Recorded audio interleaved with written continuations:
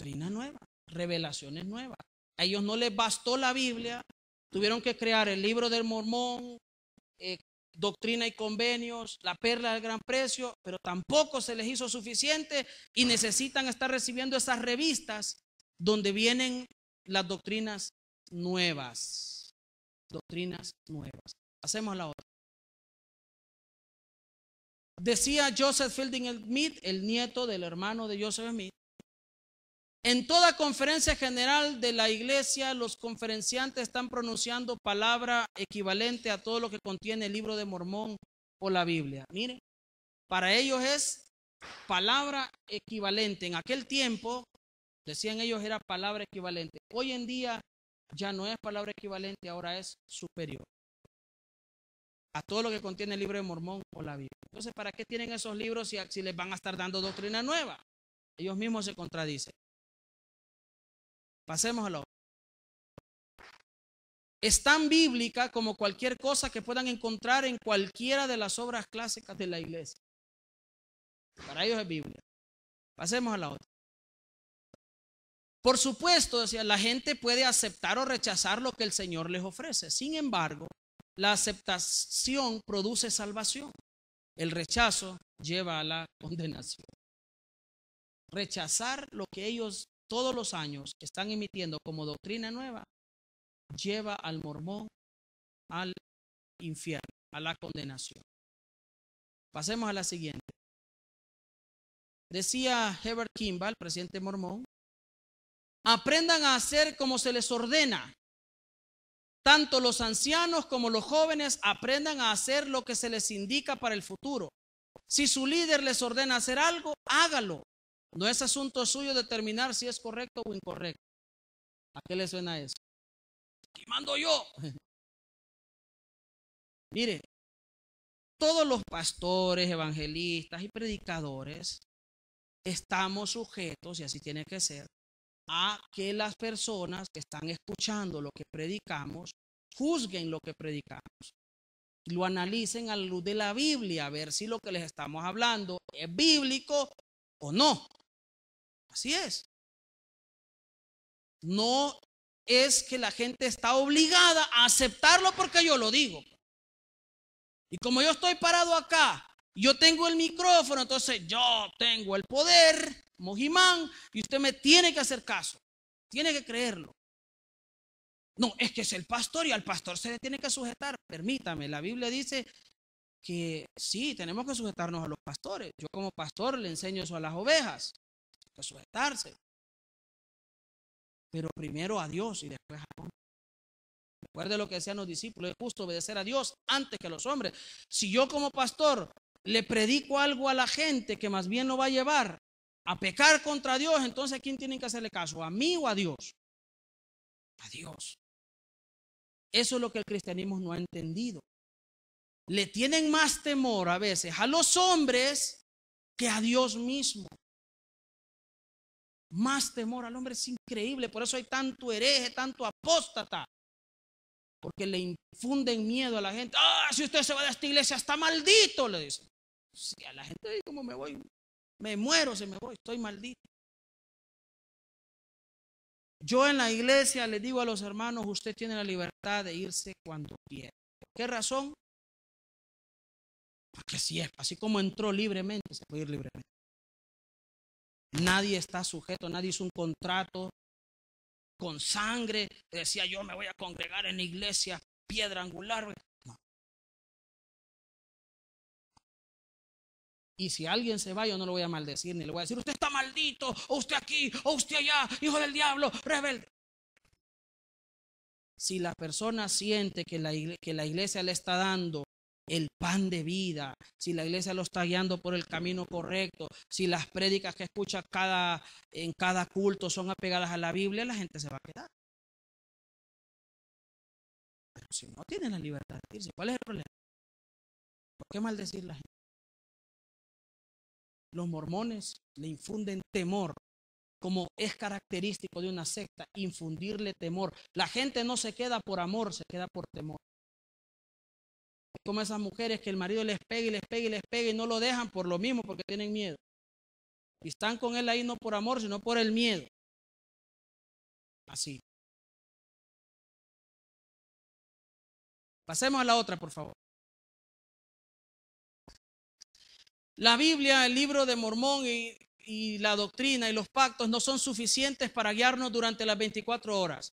Debemos ser orientados por los oráculos vivientes, decía Wilford Woodruff, cuarto presidente mormón. No son suficientes ni la Biblia, ni el libro de Mormón, ni doctrina, ni los pactos. Los pactos de la perla del gran precio no son suficientes para guiarnos. Entonces necesitan las profecías. Eso mismo está sucediendo en la iglesia evangélica, hermano. Todos estos apóstoles modernos, pseudoapóstoles, que están organizados en esa red apostólica y profética, todos ellos no son hijos de Dios. Y le enseñan a la gente que ellos dependen del apóstol. Usted sin el apóstol está perdido. Usted sin el apóstol acá, sin el apóstol allá, y todo radica y todo gira alrededor del apóstol. Conferencia apostólica y tiene que ver con la importancia del apóstol, de que usted necesita del apóstol. Yo he escuchado gente que me dice, no, es que yo tengo la cobertura del apóstol. Le digo yo, o sea que no es la cobertura de Cristo, es la del apóstol. Mire qué tremendo. ¿Cuántos pueden dar cobertura? Solo Dios. Que yo sepa, solo Dios da cobertura, hermano. Solo Dios. Pero hoy en día nos están lavando el cerebro de que el hombre puede dar cobertura. Y usted escucha, no, hermano, mire, mi iglesia tiene la cobertura de Ronnie Chávez. No, mi iglesia tiene la cobertura del profeta, del apóstol Maldonado. Cobertura. ¿Y en qué consiste la cobertura? Ni ellos saben, pero tienen cobertura. Hasta donde yo sé, la Biblia habla de que el único que da cobertura es Dios, no el hombre. Son doctrinas, mire, que hasta los mormones las tienen. Pasemos a la otra. ¿Qué dice la Biblia acerca de eso? Cielo y tierra pasarán, dice, mas su palabra no pasará. ¿Cómo es que ya no vale la Biblia o no es suficiente? Sí, es más que suficiente. El profeta que no habla conforme a la Biblia no es de Dios, y la Biblia nos guía a hacer lo bueno. ¿Qué dice Isaías 8:20? Si tan solo todos los cristianos pusiéramos en práctica esta cita. Isaías 8:20. No habrían red apostólica y profeta. A la ley y al testimonio. ¿Qué entiende por eso? Así le llamaban al Antiguo Testamento.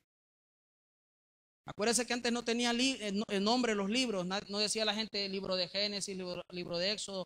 Esos nombres son ya bien posteriores. Antes le llamaban los rollos, la ley, los escritos. Moisés decían, y no se referían a la persona de Moisés, sino a los libros. Vuelvo a leer. A la ley y al testimonio, o sea, a la Biblia, pues. Si no dicen conforme a esto, es porque no les ha amanecido, es porque Dios no les ha revelado nada. Un profeta que profetiza fuera de la Biblia, Dios no le ha revelado nada. No es un profeta de Dios. Dice Deuteronomio 13.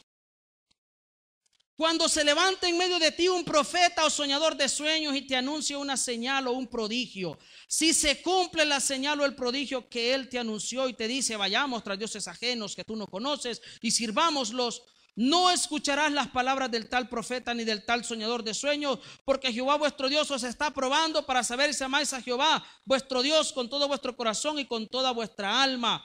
A Jehová vuestro Dios seguiréis y a él temeréis, guardaréis sus mandamientos y escucharéis su voz, a él serviréis y a él le seréis fieles. Tal profeta o soñador de sueños deberá morir, por cuanto aconsejó la rebelión contra Jehová vuestro Dios, que te sacó de tierra de Egipto y te rescató de la casa de servidumbre, y trató de apartarte del camino por el cual Jehová tu Dios te mandó que anduvieras. Así apartarás el mal de en medio de ti. Mire, aunque se cumpla lo que diga el profeta, aunque se cumpla el prodigio, aunque se cumpla una señal que diga un profeta, yo profetizo, va a ser presidente Juan Pérez, y queda Juan Pérez. ¿Y qué? ¿Y qué con eso? Se cumplió. Profetizo, mañana llueve y llueve. ¿Y eso qué, pues? Si le está predicando una doctrina diferente, como acá, que le decía, vamos, adoremos a otros dioses, está predicando un evangelio diferente, entonces no le haga caso al profeta. Por más que usted mire en esas famosas cruzadas evangelísticas, las sillas de ruedas y los paralíticos, entre comillas, paralíticos que se levantan y todo. Aunque usted diga, pero es que yo vi un milagro, no importa que usted haya visto un milagro. Si el diablo hace milagros o no. Escuché los dos amenes. ¿Hace milagros el diablo, sí o no? Sí hace. Sí hace. ¿No se acuerda usted cuando se presentan Aarón y Moisés ante el faraón? Y Aarón pone la vara y hace serpiente. Y el faraón llama a los brujos, vayan, hagan lo mismo. Ponen ellos sus varas y se hicieron serpientes también. Óigame, ¿usted cree que es fácil hacer una vara en serpiente? El diablo tiene limitado, ¿verdad? Limitado, pero tiene cierto poder. Ni por cerca como el de Dios, pero al menos tiene más que nosotros. Sí, el diablo.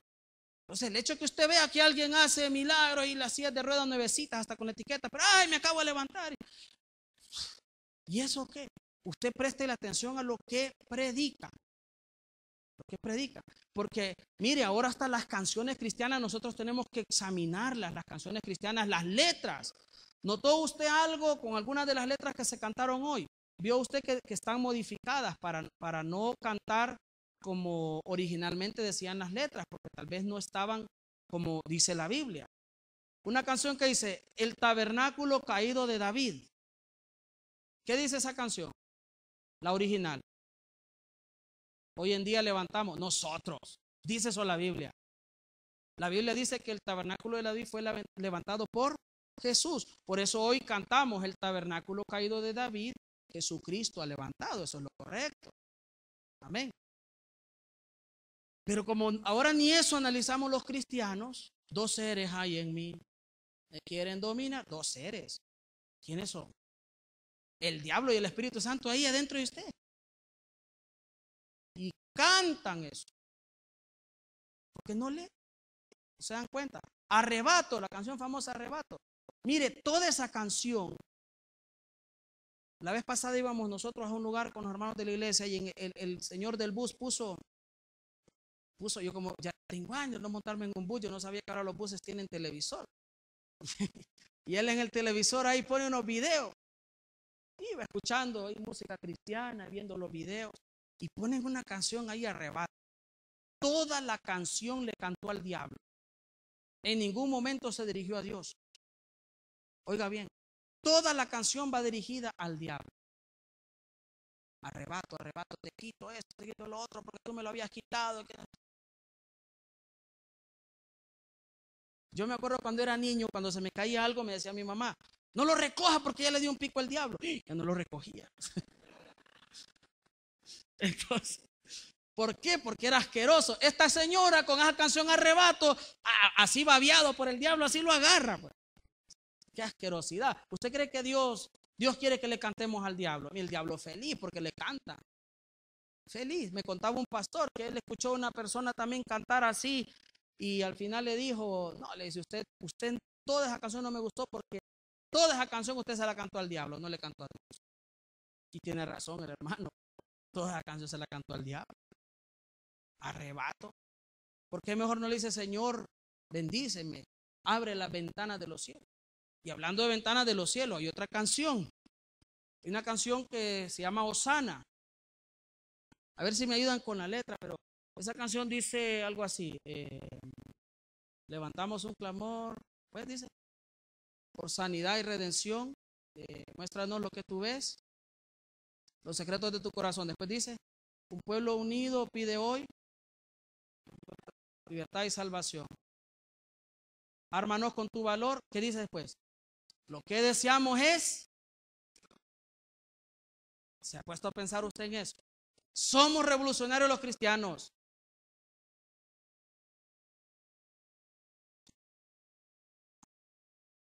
Mire, ¿sabe usted que por años los paganos, los hindúes y todas estas sectas diabólicas han querido mostrar a Jesucristo como un revolucionario? Inclusive los mismos ateos dicen Jesucristo no era Dios, Jesucristo era un revolucionario. Jesucristo no revolucionó nada, Él es Dios. ¿Entiende? Él vino a dar vida, no a revolucionar nada. Además, él no vino a rebelarse contra el César. ¿Se acuerda que le preguntaron qué intenciones tenía? Le dicen, Señor, ¿podemos pagarle impuesto al César o no? ¿Qué hacemos? ¿O le damos golpe de estado? ¿Qué dijo el Señor? Enséñeme la moneda. ¿De quién es este rostro que sale aquí? Del César. Denle al César lo que es del César y a Dios lo que es de Dios. Jesucristo nunca llegó él con la intención de armar una revolución ahí y derrocar a los romanos. No fue como los macabeos, pues. Fue como Judas Macabeo. Jesucristo vino a dar vida. Él vino a morir en la cruz. Ese fue su ministerio. Y nosotros no nos mandó el Señor a conquistar naciones. Dígame dónde dice eso en la Biblia. Él nos mandó a predicar el evangelio, a llegar casa por casa. El que oye, pues la paz de Dios entra a esa casa. El que no oye, sacudimos el polvo de nuestros pies y nos vamos. Eso dice la Biblia. No nos mandó a conquistar. Nosotros no somos conquistadores. La conquista es a la fuerza. El pueblo de Israel sí le tocó conquistar una tierra prometida porque era algo terrenal. Debían de sacar por la fuerza a los cananeos y nosotros sacarlos, matarlos. ¿Entiende? Y el pueblo de Israel, por eso sí se habla en el Antiguo Testamento de que ellos entraron a conquistar. Pero después de eso se acabó la conquista. En el nuevo pacto nosotros estamos en Cristo Jesús, un pacto nuevo, y nosotros no vamos a matar a nuestros enemigos. Nuestra lucha no es contra sangre y carne como si era en el Antiguo Testamento. Nosotros ya no peleamos contra sangre y carne. Usted no va a decir, mi vecino es mormón, hay que poner una bomba. La yihad. Y vamos a hacer una yihad. No es así, hermano. Miren los musulmanes, ellos libran su guerra matando judíos, matando cristianos. Tienen un lema: hoy matamos judíos, mañana matamos cristianos. Ese es el lema. Pero nosotros no. El Señor nos mandó a que a odiar al enemigo, a amarlo. ¿Ve? Entonces, ¿cómo podemos amarlo y conquistarlo al mismo tiempo? No se puede. No es así. Pero como ya no se lee la Biblia, se cree cualquier barrabasada. Y miren lo que dice después esa canción. Dice, el cielo se parta en dos, dice. Sí, la misma canción que está hablando de revolución, o sea, de derrocar a la autoridad, y la Biblia nos manda a someternos a las autoridades, Romanos 13. Después dice más adelante que el cielo se parta en dos, partirlo, dividirlo. Si a usted lo parten en dos, no sobrevive, ni yo tampoco. ¿Entiende? Eso es partir. ¿Quién fue el que quiso partir el cielo? El diablo, con una revolución. Mire. Así que esa canción, ojo, cámbiale la letra o no la cante. Así de sencillo. En el grupo de crecimiento estábamos el viernes pasado y un hermano tocó esa canción, pero con la letra cambiada ya, bíblica, así como la hizo el hermano Josué. Entonces dice un hermano que andaba de otra iglesia ahí visitándonos, dice, hermano, y me gustó esa canción, ¿cómo le cambiaron las letras? Yo tenía esa duda también, dice. A mí no me gustaba esa letra. Ah, sí, le expliqué yo cómo fue la historia ahí que con el hermano José, ¿verdad? Se decidió cambiar la letra, precisamente porque nos fijamos en eso. Y él decía, qué bueno que están haciendo eso. Hay que fijarse, hermano, hay que observar, no hay que tragarse todo. Leímos Deuteronomio, amén, acerca de los falsos profetas. Y vamos a leer en 1 de Pedro 4:11. No vamos a leer todas las citas. Si usted trajo papel y lápiz, anótelas y las puede leer en su casa con más tranquilidad. 1 de Pedro 4:11 dice, si alguno habla, hable conforme a las palabras de Dios. Y si alguno ministra, ministre conforme al poder que Dios da, para que en todo sea Dios glorificado por Jesucristo, a quien pertenece en la gloria y el imperio por los siglos de los siglos. Amén. Si vamos a hablar, hablemos conforme a las palabras de Dios para que Dios sea glorificado. Amén. Y Juan 5:39. Mire qué palabra tan bonita esta que dijo Jesús. Si tomáramos el consejo del Señor. Escudriñar las escrituras. No solo dice leerla, escudriñar.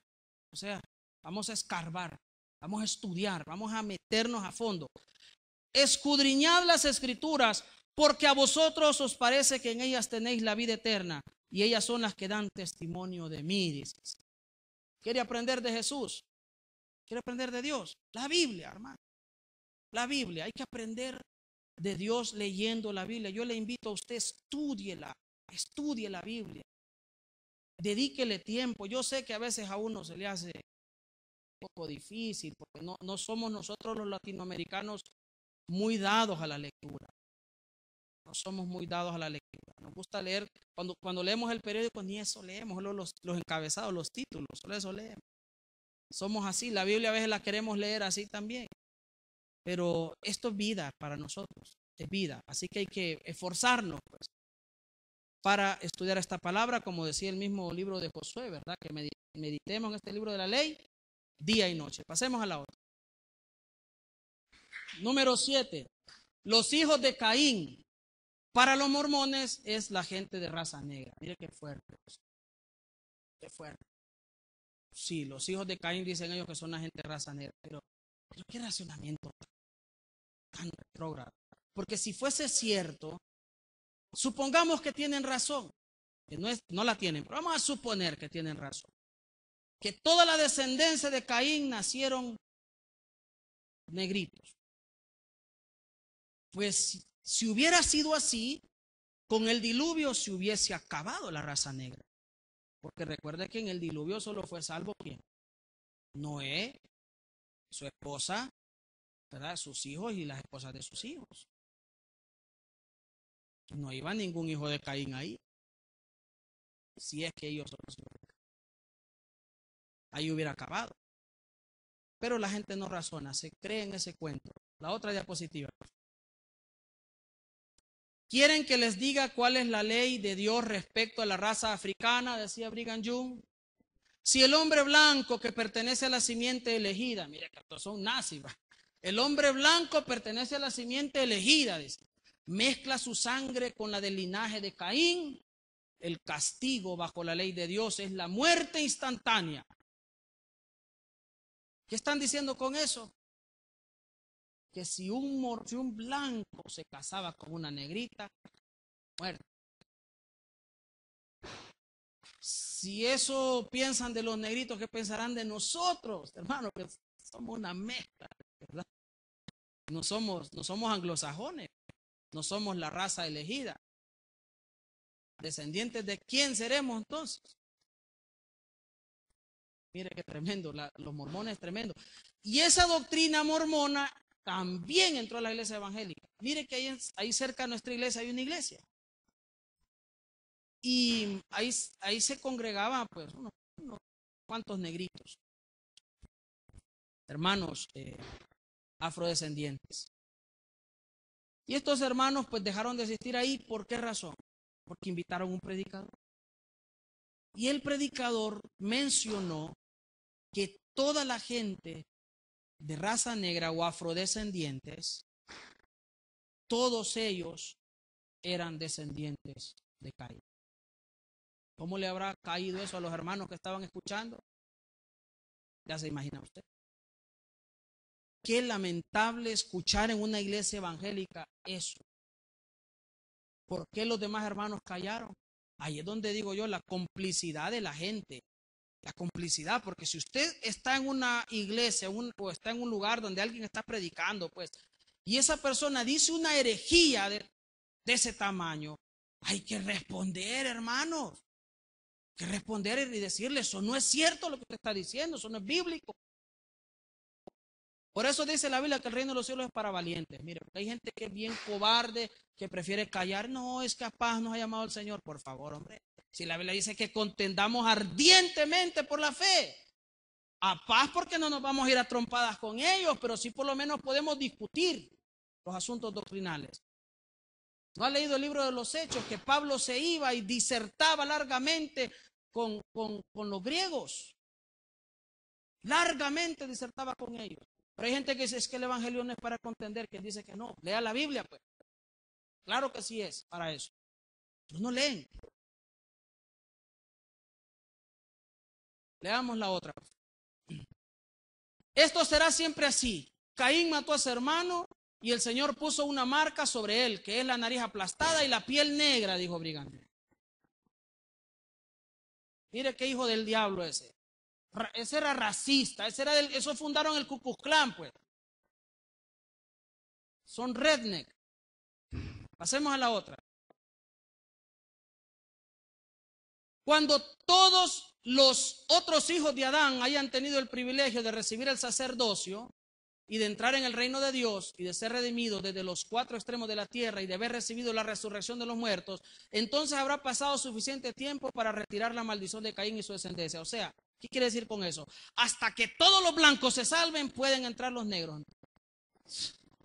Mire qué tremendo. Ellos no aceptan una persona de raza negra en una iglesia o afrodescendiente, no lo aceptan porque son racistas. Y dicen, hasta que todos ya nos hayamos ido de este mundo, ahí sí pueden llegar a la iglesia. Pues sí, ¿quién se los va a evitar? Pensando en la psicología de ellos.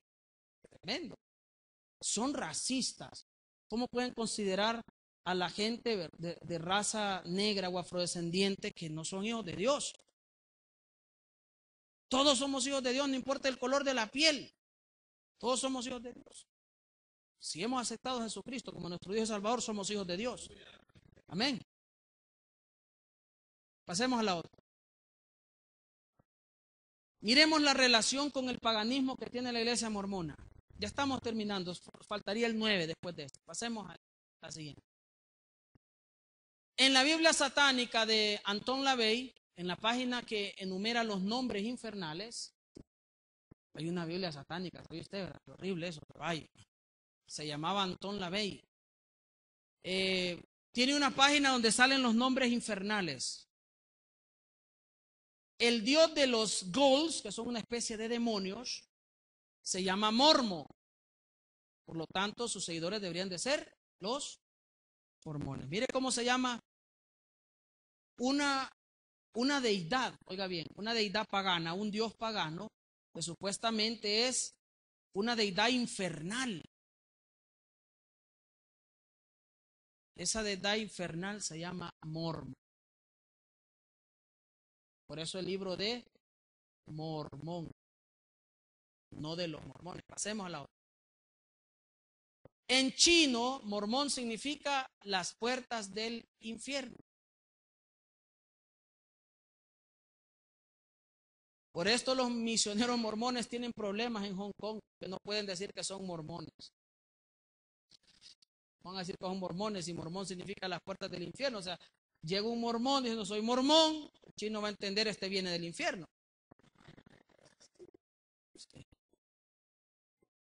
Y eso significa en chino, es como, ¿sabe usted qué significa suegra en chino?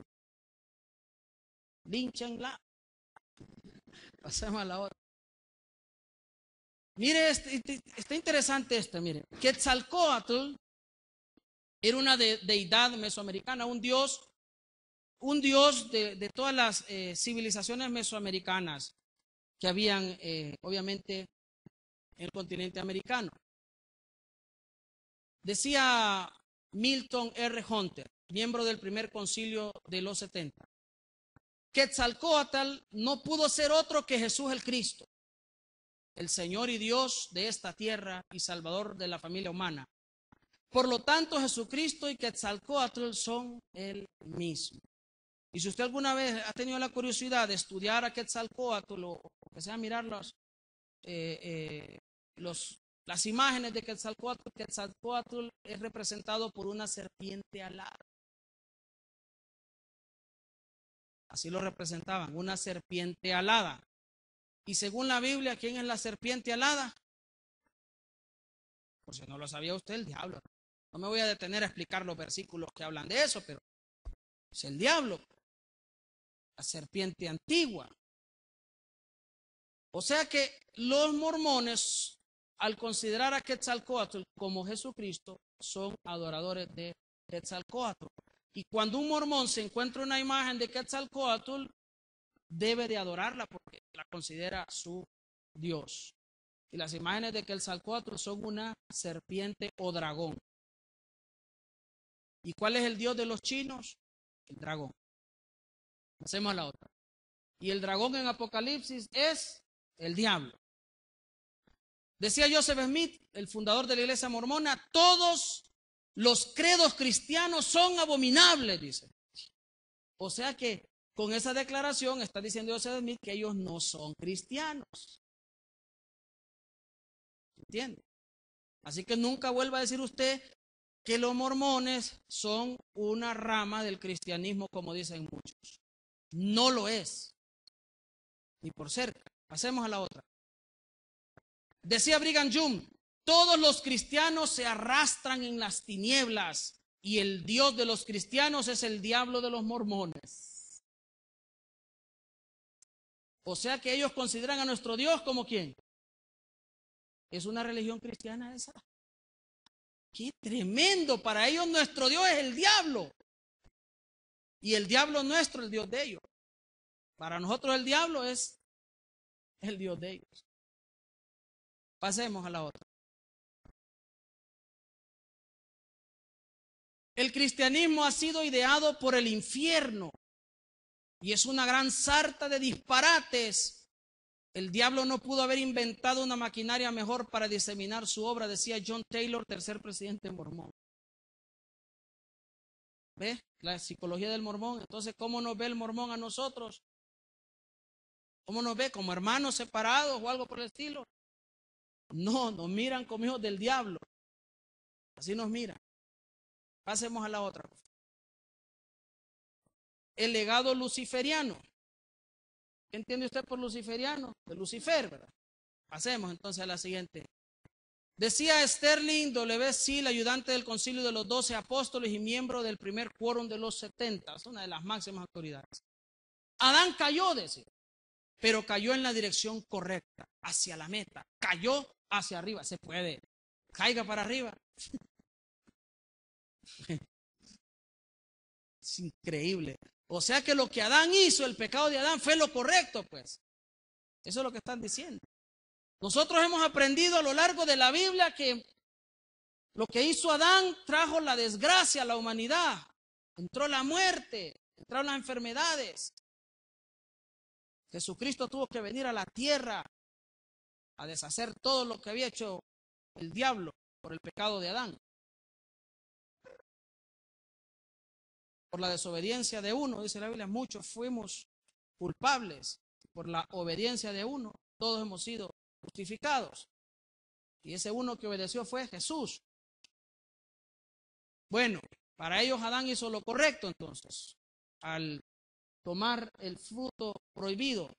Y mire que no mencionan a Eva porque, al menos en esa cita, porque Eva sí fue engañada. Adán no. Según la Biblia, Adán no fue engañado. Adán obedeció a su mujer tomando del fruto. Por eso cuando Dios los castiga le dice a la mujer, tu deseo será el de tu marido y él se enseñoreará de ti. Porque cuando Dios hizo ayuda idónea para el hombre, era para que ella estuviera sujeta a él. Pero en la práctica no era así. Adán se sujetaba a Eva. La serpiente era astuta, se fijó en eso. ¿Y a quién engañó? Al que mandaba. ¿Y quién mandaba? Eva. Bueno, sigamos. Y no es que yo estoy razonando, está en la Biblia. Está en la Biblia eso. Sigamos. Brigham Young decía, el diablo dijo la verdad. Uy, hasta cosa me da leer eso. El diablo dijo la verdad. No culpo a la madre Eva. Por nada del mundo quisiera que hubiese dejado de comer la fruta prohibida. Deben pasar por las mismas pruebas que los dioses para conocer el bien y el mal. O sea que fue lo correcto entonces. Porque para llegar a ser dioses debían de desobedecer, porque debían de probar el pecado y conocer para llegar a ser dioses. Pasemos a la otra. Mire si no son seguidores de Lucifer, pues. La caída del hombre tuvo lugar como una bendición enmascarada. Es una bendición enmascarada la caída. Difícilmente podríamos considerar como pecado algo que produjo tales beneficios. ¿Cuáles? ¿Cuáles? ¿Qué beneficios trajo eso? Mire, la tierra antes iba a producir solita. Solita, no había que sembrar nada, sola. Y a raíz del pecado hay que sembrar. Mire, por eso usted y yo trabajamos. Y si no trabaja, no come. ¿Gracias a quién? Al pecado de Adán, pues. A él le debemos eso. Cuando las mujeres se embarazan y están con los dolores, acuérdense de Eva. Aumentaré los dolores de tus preñeces. Sí, fue maldita la tierra por causa del pecado. Lo único que produce sola la tierra es lo que dijo el Señor, cardos y espinos. ¿Quién siembra el monte? Los espinos, nadie crecen solos. Imagínense que crecieran así solito el maíz, los frijoles, todo sería bonito. Pero por culpa del pecado no es así. Pasemos a la otra. El infierno no es en absoluto el lugar que este mundo de tontos supone que es, sino por el contrario es un lugar muy agradable, dijo Joseph Smith. Pues ya está probándolo, si es así. Ya se dio cuenta. Imagínense, un lugar agradable. Eso han de creer todos los satanistas, que el infierno es un lugar agradable y por eso son satanistas. ¿Nunca se ha preguntado usted por qué alguien es satanista si sabe que va fijo al infierno? Me imagino que tienen la misma ideología de Joseph Smith, que creen que el infierno es un lugar bonito, como en las películas de Tintán, pues que Tintán se muere y se va para el cielo, y en el cielo estaba con un ángel con un arpa y todo aburrido. Ya no hallaba ese hombre qué hacer del aburrimiento y logra ver el infierno abajo, y lo que estaba era la banda esta, la Sonora Matancera ahí tocando y la gente bailando semidesnuda. Yo quiero ir ahí, dijo, y bebiendo, y lo mandaron para allá. ¿Será que creen que el infierno es así? El cielo es aburrido y en el infierno está la diversión. Pasemos a la otra. ¿Qué dice la Biblia? Por el pecado de Adán entró la muerte a la humanidad. Por el pecado de Adán fuimos enemigos de Dios. Y el diablo engañó a Eva, y el diablo es padre de mentira. Romanos 5:12. Por tanto, como el pecado entró en el mundo por un hombre, y por el pecado la muerte, así la muerte pasó a todos los hombres por cuanto todos pecaron. ¿Fue bueno entonces lo que hizo Adán? No, porque trajo pecado y el pecado trajo la muerte a todos. 1 Timoteo 2:14. Lo que le decía. Y Adán no fue engañado, sino que la mujer, siendo engañada, incurrió en transgresión. Mire, fue engañada. Y ellos dicen que le dijo la verdad. No, no le dijo la verdad. ¿Cómo usted lo pueden engañar diciéndole la verdad? Le dijo una mentira, que no morirían, y sí murieron, porque entró la muerte. El ser humano había sido creado para ser eterno. Lo que hoy estamos esperando nosotros, que es la salvación, eso era lo que tenía Adán ya en el huerto. Ya era salvo. Ya tenía él. Había sido creado para ser eterno.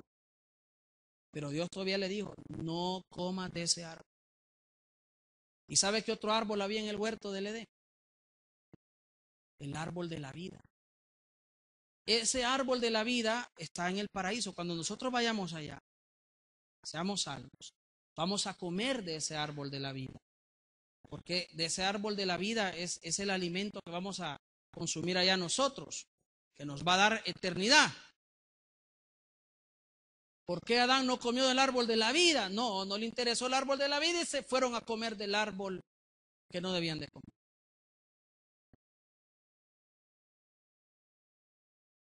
Juan 8:44. Vosotros sois de vuestro padre el diablo, y los deseos de vuestro padre queréis hacer. Él ha sido homicida desde el principio y no ha permanecido en la verdad, porque no hay verdad en él. Cuando habla mentira, de suyo habla, pues es mentiroso y padre de mentira. ¿Cómo es que dicen ellos que dijo la verdad? Se le dijo la verdad a Eva. No puede, miren, el diablo ni aunque quiera puede decir la verdad. Él es padre de mentira, él es mentiroso, ese está por la hora, miente. Pasemos a la otra. ¿Es la iglesia mormona una secta o una verdadera iglesia cristiana? ¿Qué responde usted? ¿Es una? Porque lo decimos nosotros, ¿por qué? Lo dice la Biblia. Las evidencias de la doctrina y la fe mormona son totalmente contrarias a la Biblia y por lo tanto ellos son una secta. Amén. Entonces, pasemos a la otra y esa es la conclusión. Efectivamente es una secta. No cesta, la secta. A veces decimos es cesta. Una cesta, una canasta, no, es una secta. Amén, una secta. El tiempo ya se me acabó.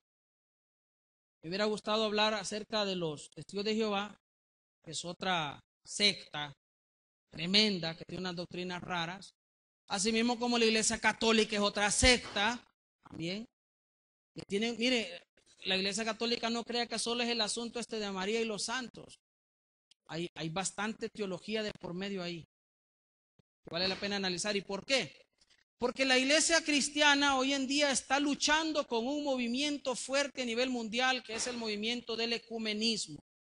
El ecumenismo busca unir todas las religiones, oiga bien, bajo la autoridad de una persona. Y esa persona será el anticristo. Hoy en día se están haciendo trabajos muy fuertes. Por ejemplo, Francisco I, el Papa, fue nombrado como tal y fue puesto en ese lugar precisamente porque él como cardenal en Sudamérica estaba trabajando mucho con los pastores evangélicos de toda Latinoamérica para anexarlos nuevamente al catolicismo. Por eso obligaron a Benedicto XVI a abdicar, porque Benedicto XVI para eso no servía. El tipo este era más nazi que otra cosa. Necesitaban a alguien que sí pudiera trabajar en esa área y ese era Bergoglio. Y Bergoglio está trabajando mucho. Bergoglio ya, mire, solo lo nombraron a él papa y desfilaron las más grandes autoridades de las iglesias evangélicas de Argentina. Oiga bien,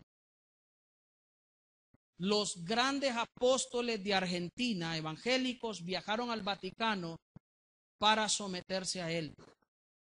Luego, hombres como Luis Palau dijeron que estaban felices porque él era, ¿verdad?, el hombre de Dios, el hombre puesto por Dios. Ya Luis Palau también ya le hizo el saludo. Y en Estados Unidos, un pastor que, mire, es un pastor que tiene tanta autoridad en Estados Unidos, se llama Kenneth Copeland, que Kenneth Copeland tiene a su cargo muchos apóstoles y pastores. Es un hombre archimillonario que tiene una supermansión, tiene su jet privado y el jet privado no necesita él aterrizar en el aeropuerto, tiene su propia pista de aterrizaje en su casa, ahí en el patio de la casa, ahí aterriza el avión de él. Es un archimillonario. Kenneth Copeland, hay un video circulando en el YouTube donde él está con su congregación, con sus pastores y apóstoles de todo el mundo que están bajo su cobertura. Y ellos allí reconocen que se van a sujetar al Vaticano. Inclusive ponen en directo un video de el Papa y el Papa se pone a hablarles a ellos. Luego se dan la vuelta hacia la pantalla y empiezan a orar por el Papa y oran por él diciéndole Señor. Y lo bendicen y lo tratan como Señor, o sea, como su Dios. Es un video bien fuerte de Kenneth Copeland. O sea que un montón, óigame, le estoy hablando que son un montón de apóstoles que están bajo la cobertura de Copeland y usted sabe que cada apóstol tiene un montón de iglesias también a su cargo. Tiene un montón de iglesias, los apóstoles le dan cobertura a las iglesias y este hombre le da cobertura a los apóstoles. Él está por encima de las redes de pastores, de las redes de apóstoles. Es una gran autoridad Kenneth Copeland. Y Kenneth Copeland dijo, todos los que están conmigo acá, todos ahora estamos contigo. Y se sujetaron al Vaticano. Entonces, por eso también es importante que usted estudie acerca de lo que es el catolicismo, qué significa, no solo es la cuestión de que adoran a María, eso es algo muy profundo. Así como hoy usted escribió, qué tan satánico es la secta mormona, qué tan diabólica es. Y eso que solo medio miramos la punta del iceberg, porque por cuestiones de tiempo no podemos mirar todo lo que quisiéramos ver, pero lo que vimos hoy creo que fue más que suficiente como para que usted sepa que ellos no son hijos de Dios, son hijos del diablo. Y que trabajan para el diablo y saben lo que están haciendo. No son gente engañada, saben lo que están haciendo y han logrado infiltrar algunas de sus herejías dentro de la iglesia cristiana, como ya vimos. Amén.